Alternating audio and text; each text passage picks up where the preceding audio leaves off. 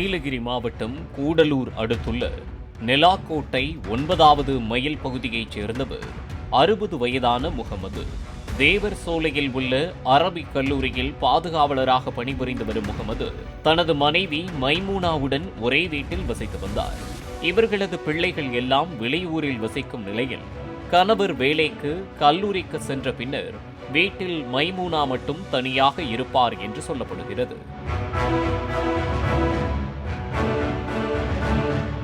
இந்த நிலையில் வெள்ளிக்கிழமை இரவு பணி முடித்து காலையில் வீடு திரும்பிய போது வீட்டின் உட்புறம் கதவு பூட்டப்பட்டிருந்ததாக கூறப்படுகிறது.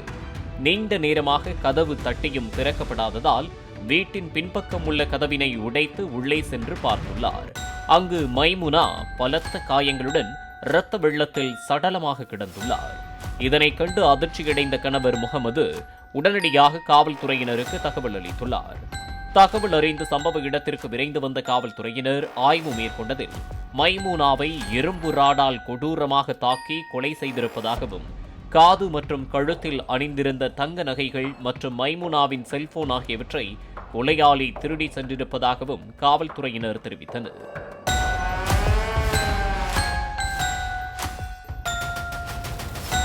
சம்பவ இடத்தில் தடயங்களை சேகரித்த போலீசார் அந்த பகுதிக்கு கடந்த ஒரு வாரமாக வந்து சென்ற வெளிநபர்கள் குறித்து விசாரித்து வருகின்றனர். கேரளத்தை ஒட்டி உள்ள மலைப்பகுதி என்பதால் போலீசார் இந்த சம்பவம் தொடர்பான தகவல்களை அருகில் உள்ள கேரள காவல் நிலையங்களுக்கும் தகவல் தெரிவித்துள்ளனர். தோட்டத்திற்குள் தனியாக இருந்த வீட்டிற்குள் பெண் தனியாக இருப்பதை நோட்டமிட்ட யாரோதான் இந்த கொலை சம்பவத்தை நிகழ்த்தி உள்ளதாக போலீசார் தெரிவித்தனர். அதே நேரத்தில் வீட்டின் இருபக்க கதவுகளும் உட்பக்கமாக பூட்டப்பட்டிருந்ததாக போலீசாரிடம் தெரிவித்த மைமூனாவின் கணவர் முகமதுவிடமும் போலீசார் நடந்த சம்பவம் குறித்து விசாரித்து வருகின்றனர். மைமூனாவின் அனுமதி இல்லாமல் கொலையாளி வீட்டிற்குள் எப்படி நுழைந்திருக்க முடியும் என்று கேள்வி எழுப்பியுள்ள போலீசார் ஒருவேளை சம்பவத்தில் ஈடுபட்டவர் மைமூனாவிற்கு ஏற்கனவே அறிமுகமானவராக இருக்கலாமோ என்ற கோணத்திலும் விசாரணையை முன்னெடுத்துள்ளனர்.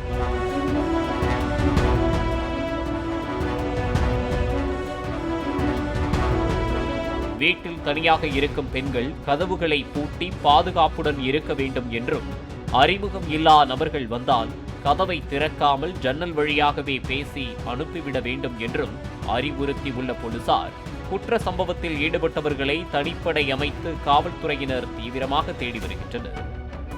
பாலிமர் செய்திகளுக்காக உதகை செய்தியாளர் விஜயசுந்தரம்.